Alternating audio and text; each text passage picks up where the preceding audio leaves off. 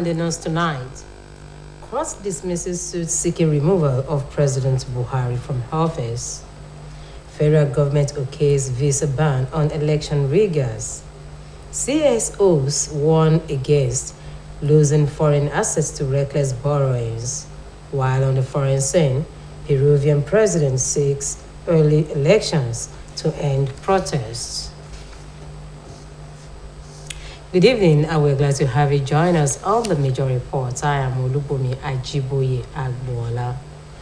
A federal high court in Abuja has dismissed the suit by a former presidential candidate of Hope Democratic Party, Chief Ambrose Owuru, against the election of President Muhammadu Buhari in the 2019 presidential election. The suit seeking Buhari's removal was dismissed by Justice Inyang Eko on 3 grounds. One of the grounds was that the suit constituted a gross abuse of court process, statute, barred, and was an affront to the supremacy of the Supreme Court of Nigeria. The judge also held that the suit was baseless and frivolous. It was learned that Owuru instituted the legal action against President Buhari and the Independent National Electoral Commission. Among other reliefs, he had asked the court to determine the legality of the decision by INEC in 2019, during which it postponed the election from February 16 to March 2023. Osun State Governor Senator Ademola Adeleke has described the outcome of the state election petitions tribunal as a temporary setback and miscarriage of justice that has only strengthened him to work on in delivering good governance to the people of Osun State. The governor stated this while addressing party stakeholders at the State Secretariat of the People's Democratic Party on the outcome of the tribunal. Governor's Office correspondent Abdurrahim Adikilekun completes the report. It was the first meeting of People's Democratic Party stakeholders after the tribunal judgment on Friday, 27th January 2023. On arrival at the party secretariat, the governor assured the party faithfuls that the mandate freely given to him by the people of Osun State on July 16, 2022 remains intact, saying that the judgment cannot stand the test of the newly passed Electoral Act as amended and signed by President Muhammadu Buhari. Senator Adeleke called on the party chieftains not to be disturbed by the temporary setback, but guard their loins in mobilizing for the forthcoming general election slated for February 25 and March 11, 2023. He stressed the need for party leaders to settle whatever rift they have and form a common front for them to be able to deliver the state massively for the People's Democratic Party in the coming poll. Senator Adeleke told the stakeholders that he is unruffled by the judgment as his team of lawyers are already preparing to appeal the judgment.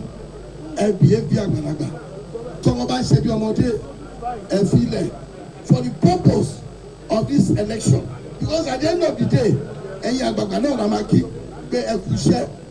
because they are direct for an could work go election affection, not only the president, not only Senate, not only House of Rep, and of course House of Assembly from Abawa Sise. Can the leader move? Ejekawa mubase mu governorship election. Emma Sobe to Latini governor Kawajoko. No way. The struggle continues until Tabago go at the end of the day. But yes, at the Shorire. In his opening address, the chairman of the caretaker committee of the PDP in Osun State, Dr. Akindele Adekule, commended the governor for his leadership prowess, saying the people of the state have shown clearly that they voted for the PDP by their rejection of the judgment of the tribunal. He therefore charged the party faithfuls to renew their mobilization energy with a view to winning the forthcoming general elections with wide margins. I want to beg all of us, at this material point in time, we need to be more cohesive. Let us go back to our polling units. Let us go back to our wards and show them that we are united and we have the strength. We need to do that by putting aside our differences. I know as a party, there have been some misgiving over some time. And this is the point in time where we have to drop all our misgivings. In their remarks, Senator representing Osun East Senatorial District, Senator Francis Fadahunsi, former Deputy Speaker of the House of Representatives, Right Honorable Lasso Yusuf, Honorable Oluwole Oke from Obokun Federal Constituency, among others, described the lead judgment as a direct attack on the Electoral Act passed by the National Assembly, which they opined cannot stand the test of time at the appellate court. High point of the meeting was the interpretation of the implications of the judgment given by barristers Niyi Owolade and Kolapo Alimi, where they both agreed that primary instruments that are key to election management and adjudication are voters register, the BVAS machines from EC8A, and a few others that they claimed were jettisoned by the chairman of the tribunal. The meeting was attended by Secretary to the State Government Alhaji Teslim Igbalayi, PDP leaders across the state, senatorial, House of Representatives and State Assembly candidates in the next general election, and party chieftains. It has been Abdurrahim Adekileku reporting. Barely less than a month to the general elections, women have been admonished to take their destinies in their hands by voting for Alhaji Atiku Abubakar of the People's Democratic Party and other candidates of the party for national and state assemblies. The coordinator of Atiku Kowa Women Presidential Campaign Council in the Southwest, Chief Mrs. Modupe Ola Adeleke Sani, made the call at a leadership summit organized for women in politics in Osogbo, Osun State's capital. Again, Abdulrahim Adekileku reports. Speaking at the leadership summit for various women groups in the state, the Southwest coordinator of Atiku Okowa Women Presidential Campaign Council, Chief Mrs. Modupe Ola Adeleke Sani, said the summit was called to enlighten women on their importance in political process. She said the women had earlier approached her with their intention to protest the judgment of the Election Petitions Tribunal that overturned the victory of Governor Ademola Adeleke. Chief Mrs. Modupe Ola said it's imperative for the women folk to collect their permanent voter cards, PVCs, and embark on massive door-to-door campaign in support of the PDP candidates for the presidential, Senate, House of Representatives, and state constituency assemblies. February 25, and to vote all our candidates in the House of Rep and the House of Senate, and by March 11th, to come out and vote for our candidates in the House of Assembly.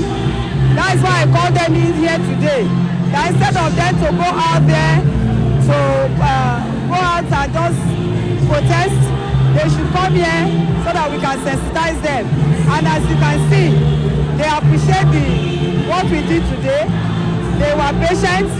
They heard all what we told them, that they should go and get their PVC and come out on the day of the election and vote for our candidates. In their lectures, the PDP stalwart, Barrister Kolapo Alimi, Otumba Femi Karina, Secretary of the State Caretaker Committee of the PDP in Osun State, Mrs. Ayo Awolowo, a member of the committee, and Honorable Fakaye Miola said the judgment of the Election Petitions Tribunal could best be described as a miscarriage of justice, which cannot stand the judicial scrutiny at the appeal court. The theme of the leadership summit was bridging the gap, women as driving force in political participation towards all electoral success. So any moment from now, we are going to file our plea. Our lawyers are working on it. The judgment is a miscarriage of justice. As you all know, as attested to by the observers, both local and international, that the election conducted on July 16 in Osun by the INEC have to be fair and fair. So there was no basis for anybody to complain. Can you say you are relying on the secondary evidence when you have the source, which is the primary? And during the course of the proceedings of the tribunal, they've brought all the evidences of the beavers by forensic experts to the courthouse, and they told you this is the original result from the beavers, but you by the way that and relied on the secondary evidence which is being transmitted to the server. Our target mainly is we are targeting the non-active politicians, those that will bring votes. So we have about 20% of active women here, which are PDP members. So So the 80% of people here are actually non-active politicians. It has been Abdurrahim Adekiliku reporting. The Supreme Council for Sharia in Nigeria has asked the federal government as well as well-meaning Nigerians to prevail on the Independent National Electoral Commission to hold both the presidential and governorship elections on the same day. The council noted that the call became necessary to avoid violence at staggered polls. The Secretary General of the Supreme Council for Sharia in Nigeria, Nafiu Baba Ahmed, while addressing a press conference in Kaduna State, said a security source confirmed to the council that security agencies might not be able to withstand the looming political violence. The presidential and National Assembly elections are scheduled for February 25, 2023, while the governorship and state houses of assembly elections are scheduled for March 11, 2023. However, the council said that there could be violence if the elections were staggered, adding that some desperate politicians are already warming up to cause a crisis to stop the elections. The federal government says whatever action taken against anyone who undermines the nation's democracy watered by the blood of many patriots is right and justified. The Minister of Information and Culture, Alhaji Lai Mohammed, stated this today in Abuja at the 28th edition of President Muhammadu Buhari's administration scorecard series from 2015 to 2023. Alhaji Mohammed was responding to the decision by the United States of America to slam a visa ban on some Nigerians believed to be responsible for or complicit in undermining democracy in Nigeria. He added that the decision to impose visa restrictions reflects the commitment of the United States to support Nigerian aspirations to combat corruption and strengthen democracy and the rule of law. The decision was announced in a statement recently issued by the U.S. Secretary of State, Anthony Blinken. The minister reiterated the position of the Buhari's administration to ensure free, fair, and credible elections, as well as a smooth handover to a successor elected by Nigerians in May 29. The minister said no president since 1999 has been as unambiguous as President Buhari in word and deed with regards to leaving office after the constitutional stipulated 2 terms. Nigerians have called on the Central Bank of Nigeria to find solutions to this crisis that followed the availability of the redesigned Naira notes, as they lament the untold hardship emanated from the scarcity of the new Naira. Those who spoke with Osbc News in separate interviews enjoyed the Central Bank of Nigeria to make the new Naira notes available for financial transactions. Oluwatobiloba Odunoga completes the report. Controversies have continued to trail the recently release of the redesigned Naira notes, as many have continued to lament that the new Naira note is not available in automated teller machines and even over the counter in their respective commercial banks. It will be recalled that the Central Bank of Nigeria extended the deadline for swapping the new notes to 10th of next month against the initial deadline of the 31st of this month. According to the CBN governor, Godwin Emefiele, several billion naira of the old notes are still stashed away in people's home, adding that the extension will help mop up the old currency in circulation. Speaking on this development, financial experts including Mr. Abolarin Olatunde and Mr. David Awotipe maintain that the motive behind the redesigned note, if fully implemented, will help stabilize the country's currency and improve the economy.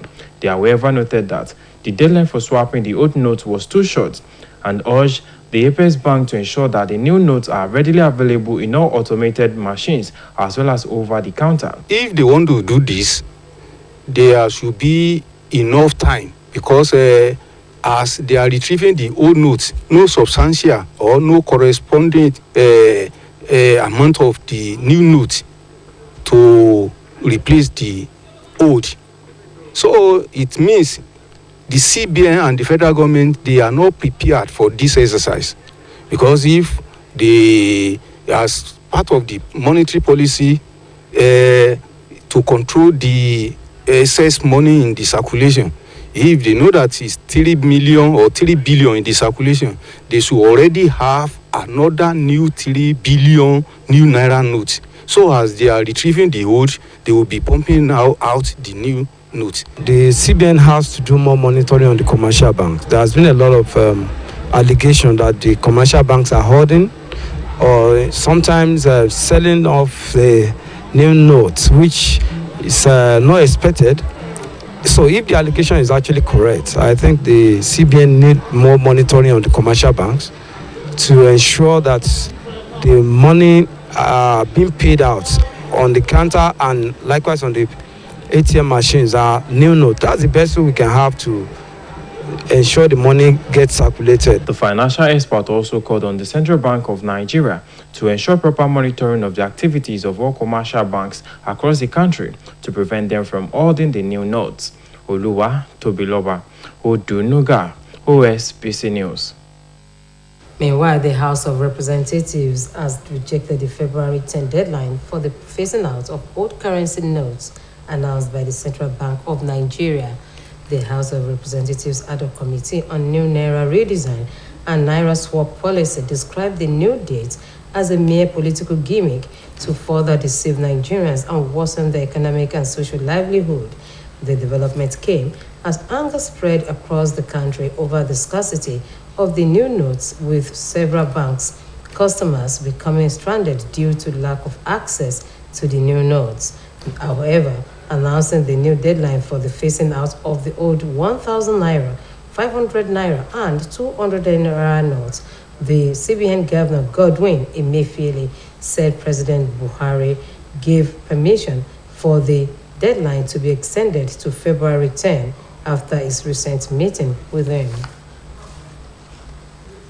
Civil society organizations have raised concern over Nigeria's rising debt profile, describing it as a debt trap, while already worsening the country's crisis-ridden economy and costing the nation its foreign assets. The CSOs, consisting the Civil Society Legislative Advocacy Center and Christian Aid, in partnership with Transparency International, noted that Nigeria is at present in a debt crisis with a fiscal deficit well above the statutory threshold of 3%, an increasingly unsustainable debt profile, and a rising debt servicing that has been worsened by rising interest rates, among others.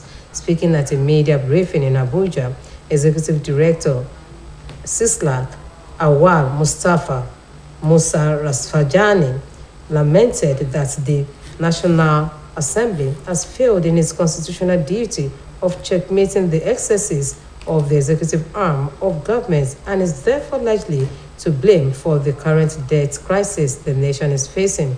He said due to the rubber stamp attitude of the legislators who signed or approved loans that the executive has been taking in the last few years without fully grasping its implications to the economy and generations yet to come, Nigeria is in a debt trap as the government keeps taking loans from private creditors, hence deepening the debt crisis and increasing human costs.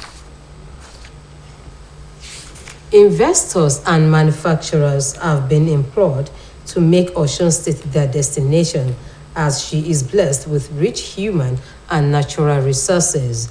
President Osun State Chambers of Commerce, Industry, Mines and Agriculture, Elder B.C. Makonjola, said this at the closing ceremony of the 2022 trade fair held at Ajay International Market, Ido-Osun. Oluchi Amuda reports. The trade fair, organized by the Osun State Chambers of Commerce, Industry, Mines and Agriculture, in collaboration with the Ministry of Commerce, Industry, Cooperatives and Empowerment, which provided avenue for manufacturers, farmers, businessmen and women to showcase their businesses and other natural resources the state is blessed with in other local council areas, has finally come to an end.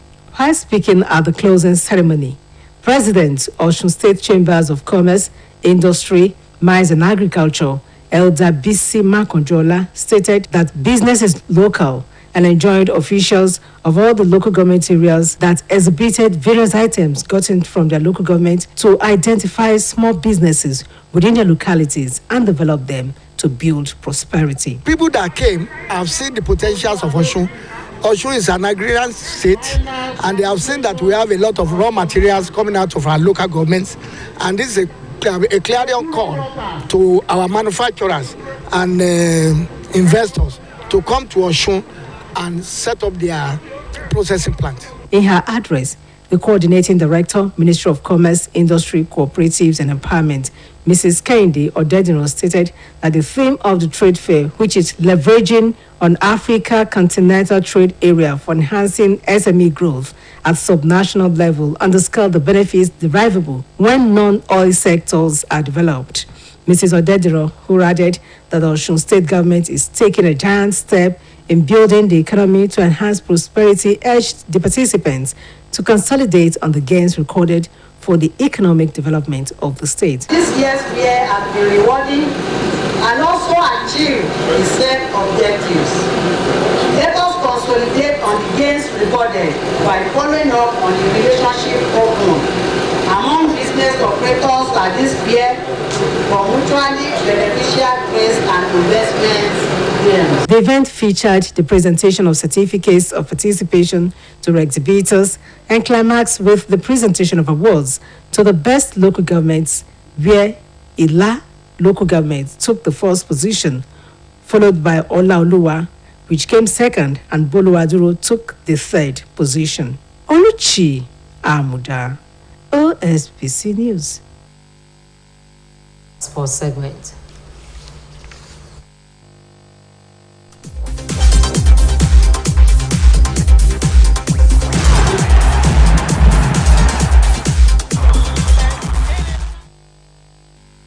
Everton Football Club have confirmed the appointment of former Burnley coach Sean Dyche as the club's new men's senior team manager.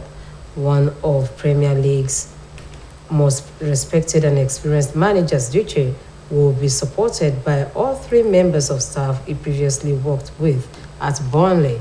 Omotayo Adebodo has the rest of the story and more. Everton have named Dyche as their new manager on a 2.5-year contract until 2025 June. The Toffees sacked Frank Lampard last week with the club 19th in the Premier League and 2 points from safety. Dyche, who is 51 years, had been out of work since he was dismissed by Burnley last April after almost 10 years at the Clarinet.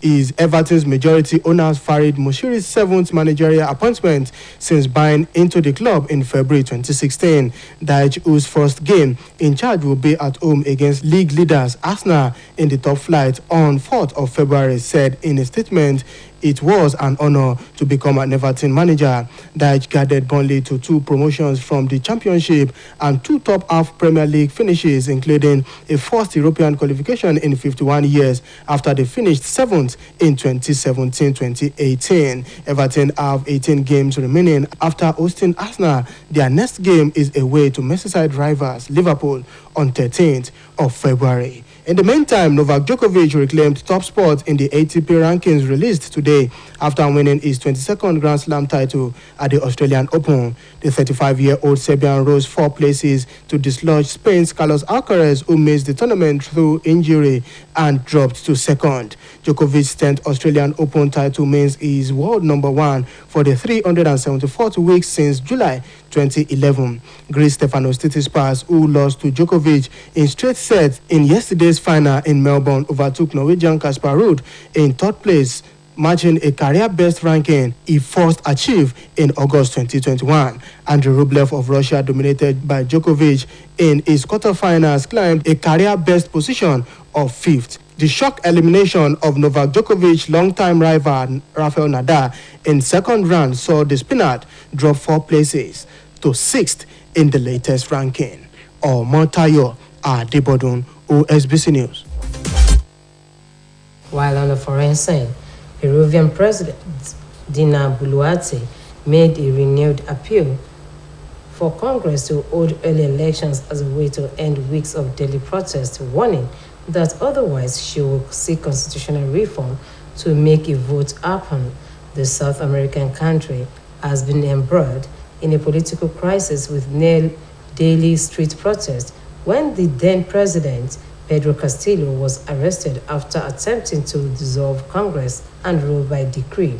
According to the Ombudsman Office of Peru, in 7 weeks of demonstrations, 48 people, including one police officer, have been killed in clashes between security forces and protesters. Last month, lawmakers moved up elections due in 2026 to April 2024, but as protests show no sign of abating, Boluarte now wants them held this year, a call that Congress rejected. She said that if lawmakers refuse, she will propose a constitutional reform so that a first round of elections will be held in October and a runoff in December. And that ends the major reports on OSBC TV. It was edited by Kayode Adebayo. I am Olubumi Ajiboye Agbola saying good night.